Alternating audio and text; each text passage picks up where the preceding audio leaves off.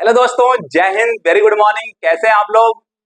अच्छे हैं? पढ़ाई चल रही है आप लोगों की? पढ़ाई करते रहिए, पढ़ाई के साथ साथ थोड़ी मस्ती करिए। तो आज डेट क्या है? 8 जून 2024।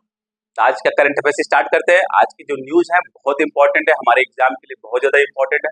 तो प्लीज आप लोग एंड तक जरूर बनिएगा और लाइक शेयर सब्सक्राइब जरूर करिएगा चैनल को प्लीज। चलिए स्टार्ट करते हैं।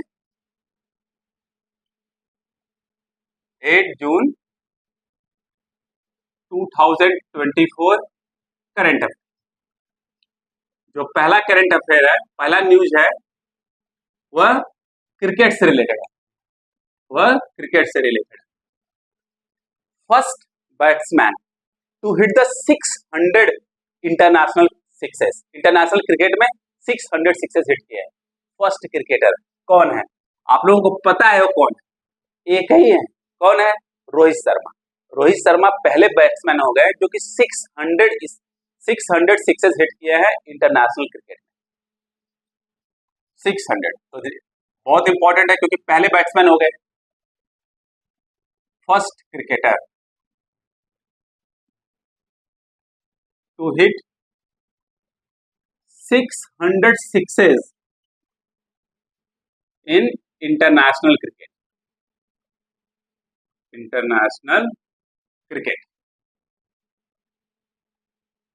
अब 600 सिक्सेस जो है कितने मैच में हिट किए हैं? 427, केवल और केवल 427 मैचेस में उन्होंने 600 सिक्सेस हिट किए हैं। और उसके साथ साथ कौन? रोहित शर्मा।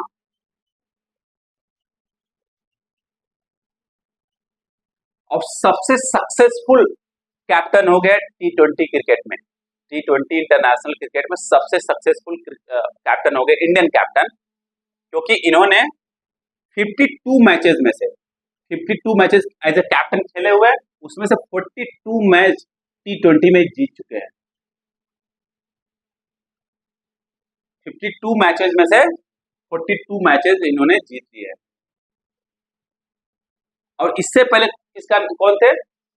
महेंद्र सिंह धोनी, जो कि 41 मैचेस जीते हैं। 41 मैचेस आउट ऑफ 73 मैचेस। आप समझ सकते हो कौन? महेंद्र सिंह धोनी, MS धोनी। और रोहित शर्मा 52 मैचेस में से 42 मैचेस जीत चुके हैं T20 इंटरनेशनल क्रिकेट में। और विराट कोहली केवल 30 मैच जीते हुए। अब इसके साथ साथ रोहित शर्मा जो है तीसरे बैट्समैन हो गए पूरे वर्ल्ड में जो T20 में 4000 रन बना चुके हैं। 4000 रन। ओके, रोहित शर्मा। तो पहले पे कौन है? विराट कोहली। विराट कोहली कितना बनाया? 4038 रन। उसके बाद बाबर आजम, पाकिस्तान के हैं, 4023 रन। उसके बाद हमारे रोहित शर्मा हैं,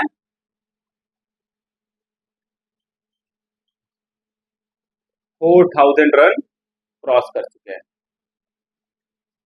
कल मैच खेले थे नीदरलैंड के आयरलैंड के अगेंस्ट, उसमें इन्होंने 4000 रन क्रॉस किया और 3 सिक्सेस मारे, जिसके कारण वो 600 सिक्सेस मार चुके हैं इंटरनेशनल क्रिकेट में। जिसमें टोटल मैच कितना खेले? 427 मैचेस खेले। तो समझ में आ गया? तो नोट डाउन कर लीजिए, बहुत इंपॉर्टेंट है, किसी भी एग्जाम में पूछा जा सकता है। और इसके बाद इनके बाद रोहित शर्मा के बाद सेकंड नंबर पे कौन सिक्सेस मारे हैं? 553 सिक्सेस क्रिस गेल ने मारे हैं। और 524 सिक्सेस शाहिद अफरीदी ने मारे हैं। शाहिद अफरीदी ये पाकिस्तान के क्रिकेटर है और ये वेस्ट इंडीज के क्रिकेटर है। इनको सब जानते होंगे आप लोग, नोट डाउन कर लीजिए। तो शाहिद अफरीदी 524 और क्रिस गेल 553 और रोहित शर्मा जो है 600 सिक्सेस मारे हैं। तो फर्स्ट क्रिकेटर हो गया पूरे इंटरनेशनल क्रिकेट में जो कि 600 सिक्सेस मार चुके हैं। और उसमें 100 सिक्सेस जो है T20 में मार चुके हैं और 100 सिक्सेस ज्यादा वनडे में मार चुके हैं। समझ में आ गया? पक्का। नेक्स्ट न्यूज बहुत इंपॉर्टेंट है, world food safety day. World food safety day कब मनाया जाता है? तो वर्ल्ड फूड सेफ्टी डे जो है 7 जून को मनाया जाता है एवरी ईयर। तो इस साल का जो वर्ल्ड फूड सेफ्टी डे है उसका थीम क्या है? क्योंकि थीम पूछा ही जाता है, हर एग्जाम में एक आध थीम तो पूछा ही जाता है। तो इस साल 2024 का जो थीम है वो क्या है? थीम, उसका थीम जो है food safety, food safety prepare for the unexpected.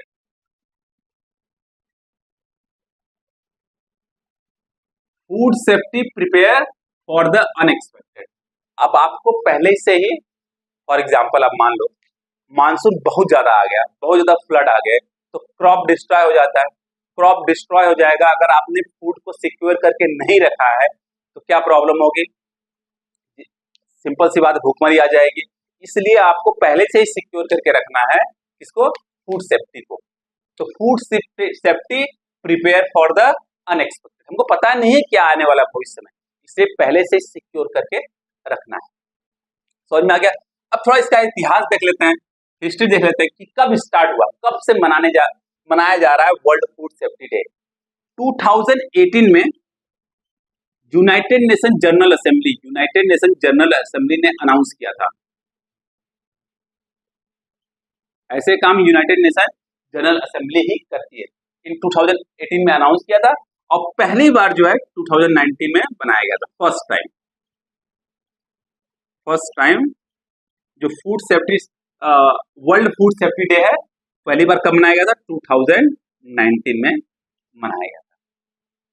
अब फूड सेफ्टी से रिलेटेड इंडिया में क्या क्या मेजर लिए जा चुके हैं, थोड़ा सा उसमें जो इम्पोर्टेंट है वो देख लेते हैं।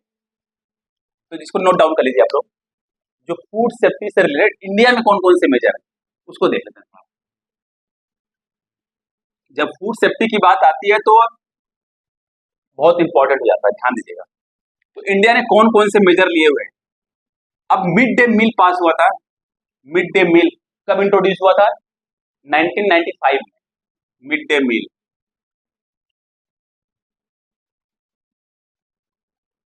मिड डे मील कब शुरू हुआ था इंडिया में? 1995 में। क्यों हुआ था? बच्चों को, जो छोटे बच्चे हैं अप टू 8th स्टैंडर्ड तक, उनको न्यूट्रिशन मिल सके प्रॉपर तरीके से, इसलिए मिड डे मील इंट्रोड्यूस किया गया था। और इसके साथ साथ जो बच्चे स्कूल से चले जाते थे, ड्रॉप आउट हो जाता था, उसको कम करने के लिए एटलीस्ट स्टार्टिंग में क्या है, अगर उनको फूड दिया जाएगा तो स्कूल आएंगे धीरे धीरे।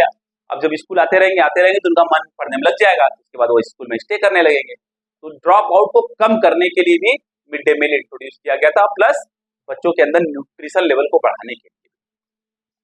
अब उसके बाद 2013 में नेशनल फूड 2013 में क्या हुआ? नेशनल फूड सेफ्टी एक्ट पास हुआ था। नेशनल फूड सेफ्टी एक्ट 2013 में पास हुआ।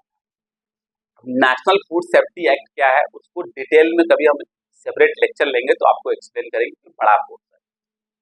अब उसके बाद जो मेजर इंपॉर्टेंट है, प्रधानमंत्री गरीब कल्याण योजना, प्रधानमंत्री गरीब कल्याण अन्न योजना, प्रधानमंत्री गरीब कल्याण अन्न योजना, यह कब लॉन्च हुआ था? 2020 में। क्यों लॉन्च हुआ था? उस समय कोविड आ गया था, तो बहुत लोगों की नौकरियां चली गई, बहुत लोगों के पास खाने के लिए नहीं था, इसलिए प्रधानमंत्री गरीब कल्याण अन्न योजना लॉन्च किया गया था, जिसके तहत जो भी ऐसे लोग हैं जिनके पास पैसे नहीं हैं उनको फूड दिया जा सके, जिससे कि उनकी लाइफ की सिक्योरिटी दी जा सके। तो आप आज भी लगभग 80 करोड़ से ज्यादा लोगों को प्रधानमंत्री गरीब कल्याण अन्न योजना के तहत खाने, मतलब गेहूं और चावल ये सब दिया जाता है, जिससे फूड सिक्योरिटी बरकरार रहे लोगों की, तो लोगों को अंदर बीमारियां ना हो। तो नोट डाउन कर लीजिए, बहुत इंपॉर्टेंट है। नेक्स्ट न्यूज तो बहुत ज्यादा इंपॉर्टेंट है, इसको प्लीज आप लोग थोड़ा अच्छे से देखिएगा। Recently the state of ocean report निकला है। Okay, recently the state of the ocean report, ocean report. पहली बात, the state of the ocean report, महासागर पे की स्थिति का पर रिपोर्ट निकला है। अभी पूछा जा सकता है क्वेश्चन, इस रिपोर्ट को रिलीज कौन करता है, कौन निकालता है? तो यूनेस्को निकालता है, यूनेस्को। अब यूनेस्को निकालता है। अब यूनेस्को का फुल फॉर्म क्या हो गया, देख लेते हैं। United Nations Educational Scientific and Cultural Organization, Cultural Organization, यह रिलीज करता है क्या, the state of the ocean report. अब इस रिपोर्ट के अंदर क्या क्या बताया गया है? पहली बात, जो सागर है, समुद्र है, उसका टेम्परेचर बढ़ रहा है। Okay, ocean temperature is rising, ocean temperature rising. अब ओशन का टेम्परेचर बढ़ क्यों रहा है? सिंपल सी बात है, ग्लोबल वार्मिंग के कारण टेम्परेचर बढ़ रहा है। अब जब ओशन का टेम्परेचर बढ़ेगा तो क्या क्या प्रॉब्लम होगी, आप सोचिए।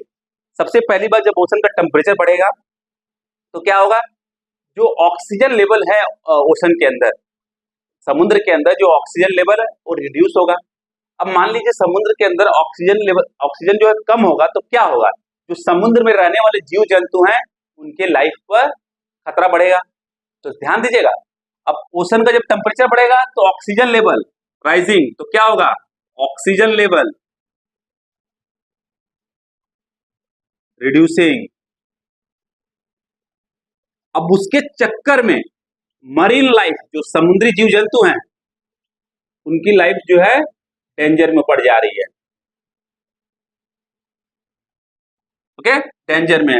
और अगर मरीन लाइफ है, मछलियां हैं, उनके लाइफ पे खतरा बढ़ रहा है, तो सिंपल सी बात है, जो ह्यूमन इकोनॉमीज है उस पर भी निगेटिवली इंपैक्ट पड़ेगा। ह्यूमन इकोनॉमी भी क्या होगा,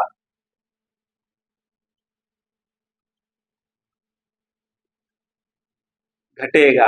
ये इसका मतलब क्या है, रिड्यूसिंग। नीचे एरो है, इसका मतलब रिड्यूसिंग है, ध्यान दीजिएगा। पक्का। और क्या क्या बताया गया?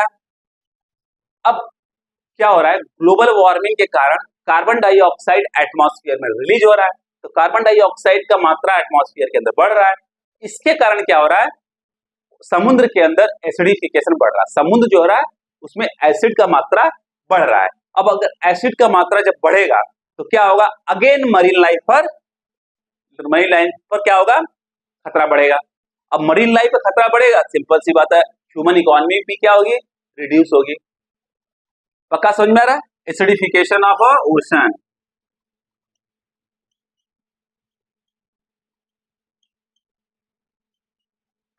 ओशन अब बढ़ रहा है, अब उसके चक्कर में क्या होगा, ह्यूमन इकोनॉमी कम होगी।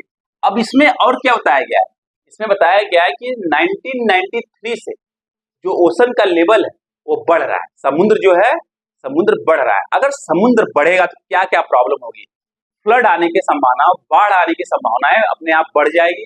और ऊपर से जो कोस्टल लैंड है, आप समझिए, समुद्र अगर समुद्र राइज हो रहा है, बढ़ रहा है, तो कोस्टल लैंड क्या होगा, कम होगा कि नहीं होगा? जो कोस्टल एरिया है वो पानी के अंदर चला जाएगा, तो कोस्टल एरिया कम हो जाएगा। इससे क्या प्रॉब्लम होगी, जो कोस्टल एरिया पर रहने वाले आदमी हैं, ओके, ह्यूमन है, उनको प्रॉब्लम होगी। सिंपल, ध्यान दीजिएगा। ओशन लेवल इज राइजिंग, ये सब एक दूसरे से रिलेटेड है, इसको ध्यान दीजिएगा। ये सब रिपोर्ट्स है। अगर मान लीजिए, बहुत इंपॉर्टेंट क्या है, the state of the ocean report कौन रिलीज करता है, यूनेस्को। बस सिंपल सा, इसके लिए एक क्वेश्चन बन गया। अब उसके बाद डिफरेंट क्वेश्चन बन सकते हैं कि जब ओशन का टेम्परेचर बढ़ेगा तो क्या क्या होगा, 4 ऑप्शन दे देगा। ओके, ऑक्सीजन लेवल रिड्यूस होगा, एसिडिफिकेशन बढ़ेगा, ये सब चीजें होगी। तो ध्यान दीजिए, ऐसे क्वेश्चन पूछा जा सकता है। हमको पता नहीं चलेगा कि ये स्टैटिक है, करंट अफेयर है, परंतु परंतु ये क्या है, करंट अफेयर है।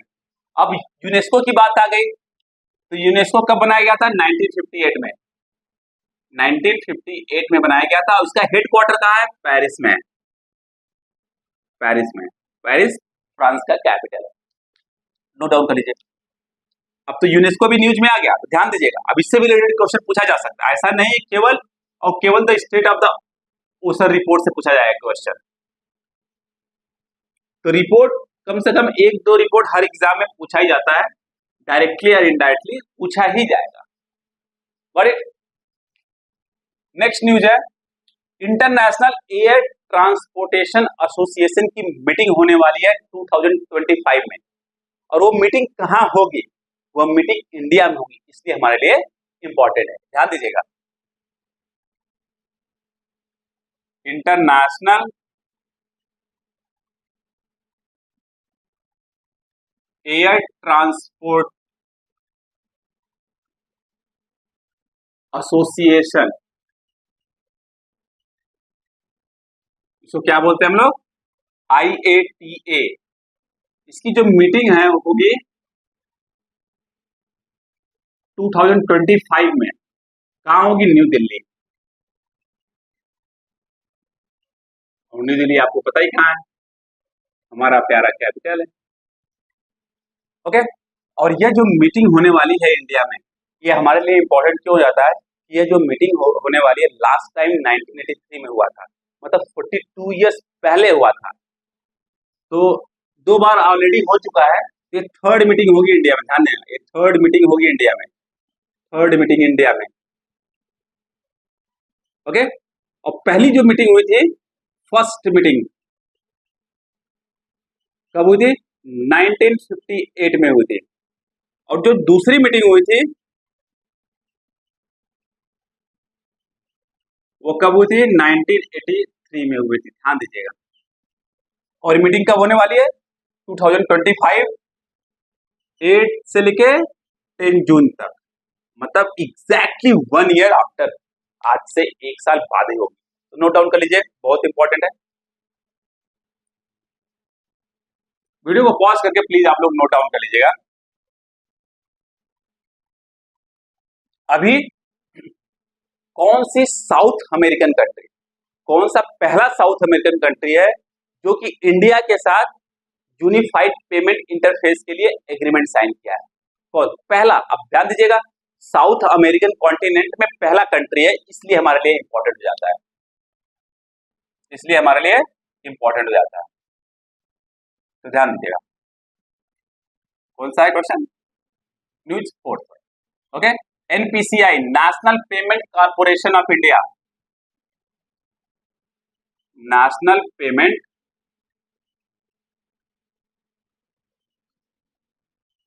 Corporation of India,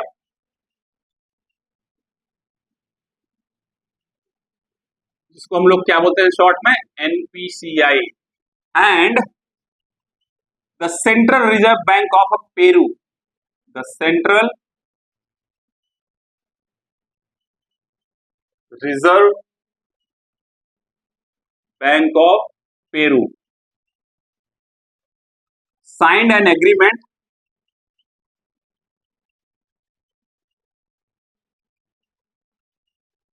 for UPI। हम लोग बहुत UPI का यूज करते हैं ऑनलाइन ट्रांजेक्शन के लिए। Okay, unified payment interface, unified payment interface.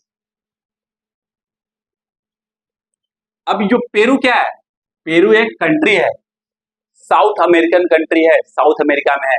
किसके साथ बॉर्डर शेयर करता है, अगर साउथ में देखा जाए, ध्यान दीजिएगा, ये हमारा साउथ अमेरिकन कंट्री है, और यहाँ पे हमारा क्या है, पेरू है।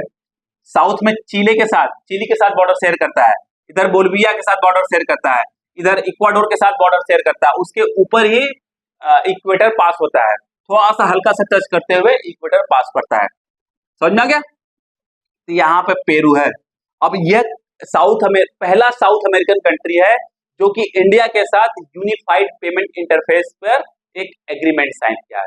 अब यूनिफाइड पेमेंट इंटरफेस हम लोग जब यूपीआई यूज करते थे क्या करते, खड़ते गए गूगल पे कर दिया, फोन पे कर दिया, पेटीएम कर दिया, तो हम लोग कैश यूज कब, अब यूपीआई जब रहता है हमारे अकाउंट में पैसा रहता है, अब ये एक इंटरफेस है, इसका प्रयोग करके हम अकाउंट से पैसा ट्रांसफर कर देते हैं तुरंत। हम लोग कैश यूज कम करते हैं, जब कैश यूज कम करते हैं तो क्या होता है, ब्लैक मनी जो ट्रांजेक्शन होता है वो अपने आप कम हो जाता है। तो पेरू चाहता क्या है, पेरू चाहता है कि जो उसकी इकोनॉमी जो अभी पूरी कैश इकोनॉमी है उसको रिड्यूस कर दिया जाए, उसको कैशलेस इकोनॉमी बनाया जाए। उसका ऑब्जेक्टिव क्या है, कैशलेस इकोनॉमी बनाना। और ये इसके साथ और अच्छाई क्या है, तुरंत पेमेंट हो जाता है, इंस्टेंट पेमेंट होता है।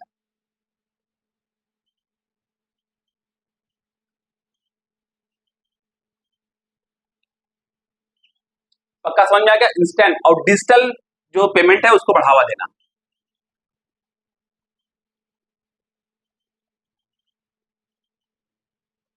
ओके, तो बढ़ावा देना मतलब इंक्रीज करना डिजिटल पेमेंट।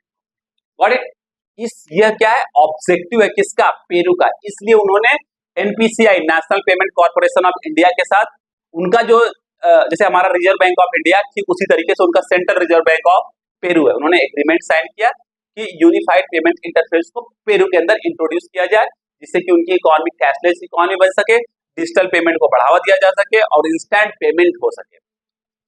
ओके, अब पेरू आ गया न्यूज में तो क्या हो गया, सिंपल सी बात है, आपको उसकी जियोग्राफिकल लोकेशन देखना पड़ेगा। यहाँ पे क्या है, पैसिफिक ओशन है, तो पेरू जो है लगभग 5 जो साउथ अमेरिकन कंट्री है उनके साथ बॉर्डर शेयर करता है। तो आप उसकी जियोग्राफिकल लोकेशन देख लीजिएगा, नोट डाउन कर लीजिए, बहुत इंपॉर्टेंट है।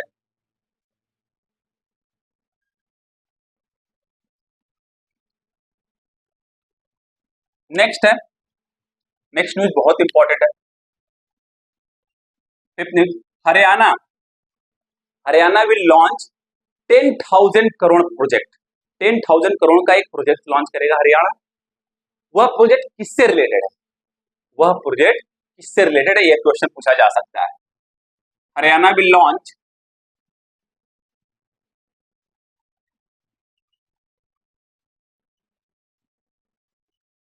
लॉन्च 10,000 करोड़ प्रोजेक्ट, इसलिए वो ज्यादा इंपॉर्टेंट हो जाता है, to tackle air pollution, air pollution. और जो प्रोजेक्ट है वो कितने साल के लिए है, 14 ईयर्स के लिए। अब 10 ईयर्स के लिए। अब प्रॉब्लम क्या है, अगर हरियाणा में आप जाओगे देखोगे तो इंडस्ट्रियलाइजेशन बहुत ज्यादा बढ़ रहा है। अब इंडस्ट्रियलाइजेशन के क्या कारण क्या हो रहा है, पेड़ पौधों को काटा जा रहा है, तो डेफिनेटली जो एयर पोल्यूशन है हरियाणा में वो बढ़ रहा है। तो उस एयर पोल्यूशन को कम करने के लिए जो वहां की गवर्नमेंट है उन्होंने 10,000 करोड़ रुपया इन्वेस्ट करने वाले हैं अगले 10 साल के लिए, जिससे कि एयर पोल्यूशन कंट्रोल हो जाए। और ये कौन इस फंड करेगा, वर्ल्ड बैंक फंड करेगा। समझ में आएगा, ये जो प्रोजेक्ट है इसको फंड कौन करने वाला है, the project has been funded by the World Bank, the project has been funded by the World Bank. उस प्रोजेक्ट को कौन फंड कर रहा है, वर्ल्ड बैंक करेगा। और इसमें क्या होगा, इसमें जो मॉडर्न लैबोरेटरी है, स्टेट के अंदर मॉडर्न लैबोरेटरी सेटअप किया जाएगा, जो कि वो काम करेगा कि किस तरीके से जो एयर पोल्यूशन है स्टेट के अंदर हरियाणा के अंदर बढ़ रहा है उसको कंट्रोल किया जाए। ओके, सेटअप मॉडर्न लैबोरेटरी, समझ में आ गया पक्का। अब पूछा जा सकता है इस प्रोजेक्ट को कौन फंड करेगा, 4 ऑप्शन दे देगा, उसमें एक रहेगा वर्ल्ड बैंक, तो ध्यान दीजिए वर्ल्ड बैंक फंड करेगा, क्योंकि बहुत इंपॉर्टेंट है, 10,000 करोड़ की बात हो रही है और किसके लिए, एयर पोल्यूशन को टैकल करने के लिए, कंट्रोल करने के लिए। तो नोट डाउन कर लीजिए आप लोग, बहुत इंपॉर्टेंट न्यूज है।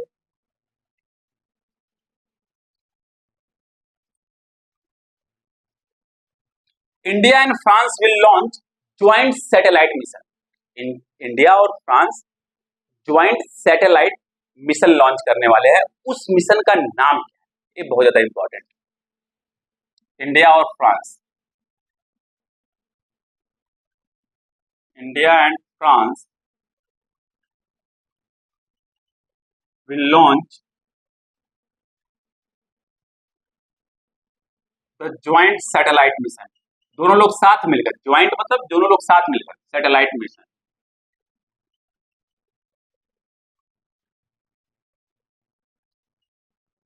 और उस मिशन का नाम है तृष्णा।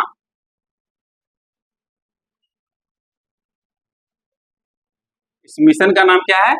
तृष्णा। तो ये तृष्णा करेगा क्या? जो तृष्णा लॉन्च हो रहा है मिशन, वो करेगा क्या?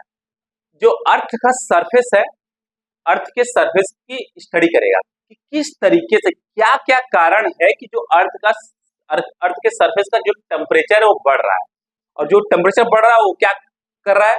ग्लोबल वार्मिंग को अफेक्ट कर रहा है। अब उसके कारण पूरे वर्ल्ड की इकोनॉमी खराब हो रही है, और इवन जो ह्यूमन हेल्थ है वो भी खराब हो रहा है, और पूरा इकोसिस्टम है वो डिस्ट्रॉय हो रहा है। तो इसको स्टडी करने के लिए इस प्रोजेक्ट को, इस मिशन को लॉन्च किया जा रहा है इंडिया और फ्रांस द्वारा। तो एग्जाम में डायरेक्टली पूछा जा सकता है, बहुत इंपॉर्टेंट है। क्यों? क्योंकि इन्वायरमेंट से रिलेटेड है, इन्वायरमेंट और साइंस दोनों का मिक्सअप है ये। सैटेलाइट लॉन्च किया जा रहा है किस लिए? अर्थ के सरफेस पे जो टेम्परेचर बढ़ रहा है उसको देखने के लिए। समझ में आ गया? पक्का? ओके।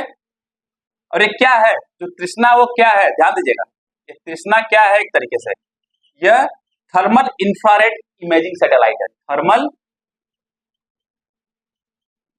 इंफ्रारेड इमेजिंग सैटेलाइट है, through which temperature of the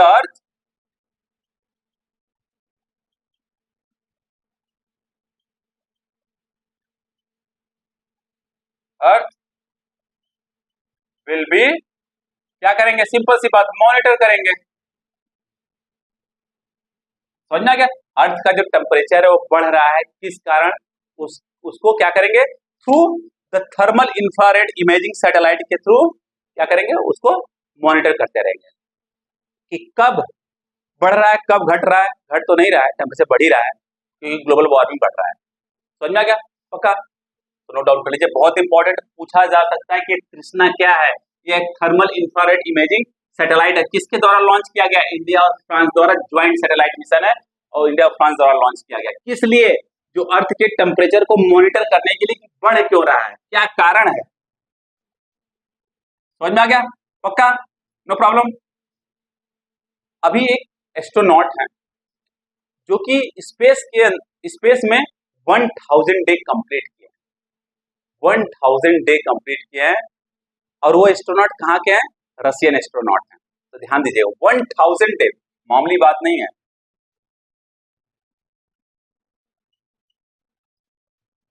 Russian astronaut,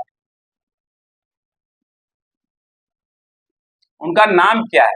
अब उनका नाम याद रखना बहुत जरूरी है, क्योंकि अब 1000 डे कंप्लीट करने वाले पहले एस्ट्रोनॉट हो गए, इसलिए। और उससे पहले भी रशियन एस्ट्रोनॉट थे जो कि 829 डेज कंप्लीट किए थे। अब क्या है? 1000 कंप्लीट करने वाले। तो एग्जाम में बहुत इंपॉर्टेंट, एग्जाम के लिए बहुत इंपॉर्टेंट हो जाता है, इसमें ध्यान दीजिएगा। Okay. Oleg कोनोनेनको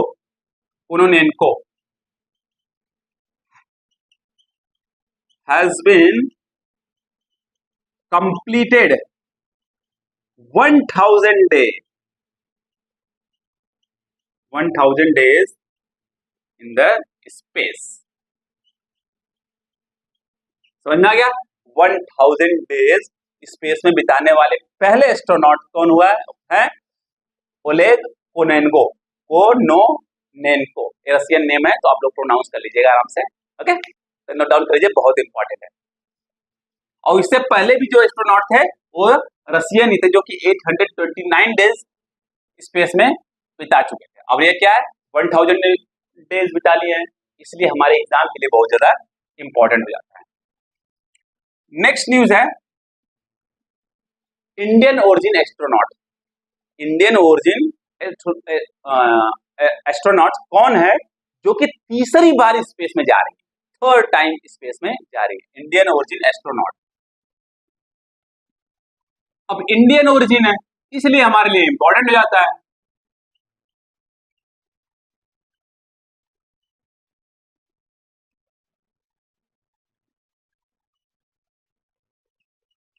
gone to space third time,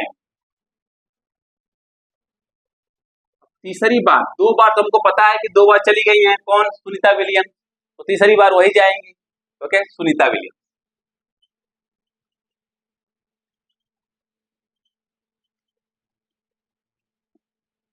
Sunita Williams तीसरी बार। और 5 जून को गई हैं यार, 5 जून को कहां पे गई हैं? International space station. 5 जून को कहां गई हैं? International space station. 5 जून को गई हैं और 6 जून को वहां पहुंच गई हैं। 6 जून को वहां पहुंच गई हैं और 1 वीक तक, 1 वीक तक वहां रहेंगी। 1 वीक तक वहां पे स्टे करेंगे। और क्या करने गई हैं? जो नासा का एक स्टार लाइनर स्पेस क्राफ्ट है उसको टेस्ट करने गई, to test NASA's Starliner spacecraft, उसको टेस्ट करने गई। समझ आ गया? और किस, एक और एस्ट्रोनॉट है वो भी गए हैं, उनका नाम याद रखिएगा, कभी कभार एग्जाम में पूछा जा सकता है कि सुनीता विलियम के साथ रिसेंटली कौन से ऐसे एस्ट्रोनॉट हैं जो कि इंटरनेशनल स्पेस स्टेशन पे गए थे, किसके लिए? To test the Starliner spacecraft. Starliner है, स्पेस क्राफ्ट को टेस्ट करने के लिए। तो क्या नाम है उनका? Butch Wilmore. Butch Wilmore. Got it? इसको नोट डाउन कर लीजिए, बहुत इंपॉर्टेंट न्यूज है क्योंकि ये थर्ड टाइम गई है। अब पहली बार कब गई थी सुनीता विलियम्स? 2006 में गई थी। उसके 6 साल बाद 2012 में गई। अब उसके 12 साल बाद 2024 में, 2024 में। पहली बार कब गई? 2006 में।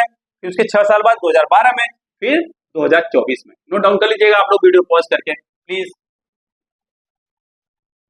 Five eyes alliance, five eyes alliance ये न्यूज में है, पहले भी न्यूज में रह चुका है, अब अभी न्यूज में है। तो फाइव आइज अलायंस क्या है पूछा जा सकता है। फाइव आइज अलायंस ये है क्या? ये 5 कंट्री के जो इंटेलिजेंस एजेंसी हैं उनका अलायंस है। ध्यान दीजिएगा, it is an alliance of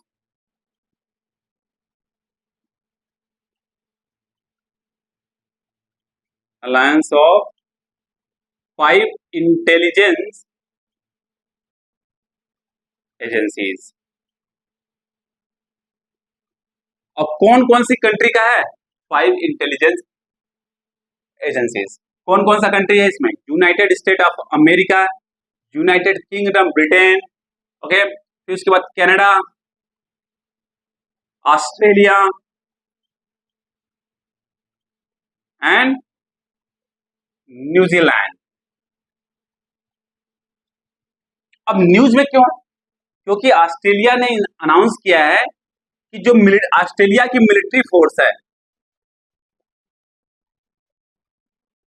military force है, अभी तक ऑस्ट्रेलिया की मिलिट्री फोर्स में केवल और केवल ऑस्ट्रेलियन ही भर्ती होते थे, जो जिसके पास ऑस्ट्रेलियन सिटीजन है, ओके, वही भर्ती होते थे। अब क्या होगा? ऑस्ट्रेलियन सिटीजन के अलावा अब कौन ऑस्ट्रेलियन मिलिट्री ज्वाइन कर सकता है? यूएसए के भी ज्वाइन कर सकते हैं, यूके के भी ज्वाइन कर सकते हैं, कनाडा के भी ज्वाइन कर सकते हैं और न्यूजीलैंड के लोग भी ज्वाइन कर सकते हैं ऑस्ट्रेलियन मिलिट्री फोर्स। ध्यान दीजिएगा, इसलिए न्यूज में ऑस्ट्रेलिया ने अनाउंस किया है कि ऑस्ट्रेलिया के अलावा, ऑस्ट्रेलिया तो ज्वाइन करेगा ही करेगा ऑस्ट्रेलियन मिलिट्री फोर्स, उसके अलावा जो 5 आइज के मेंबर हैं वो भी मिलिट्री, ऑस्ट्रेलियन मिलिट्री फोर्स को ज्वाइन कर सकते हैं, इसलिए ये न्यूज में था। 5 आइज अलायंस आ गया न्यूज में। तो 5 आइज अलायंस में कौन कौन सी कंट्री है यार? और 5 आइज अलायंस है क्या?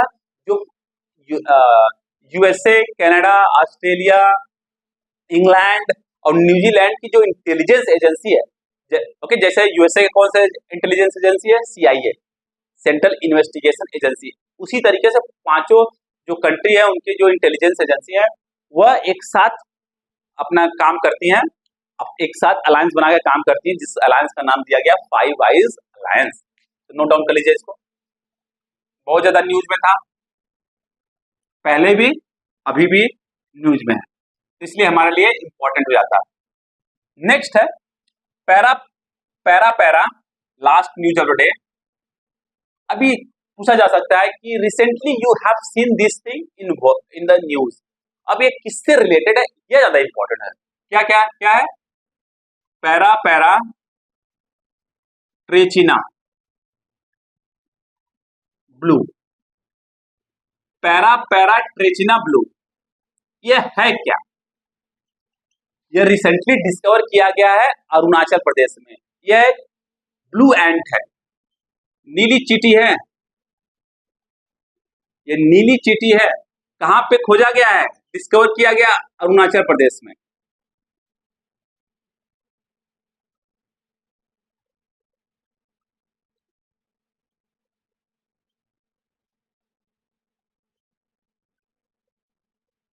समझ में आ गया?